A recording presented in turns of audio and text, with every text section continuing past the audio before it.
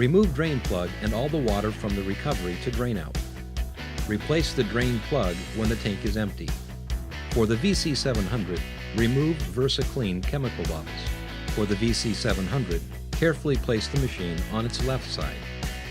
Remove the 4 screws on the pump using a Phillips head screwdriver. With needle nose pliers, remove the impeller. Inspect impeller and gasket for damage or excessive wear. Replace either if necessary. Note the flat spot on the impeller when reinstalling. Reinstall impeller and gasket. Replace impeller cover and secure with 4 screws.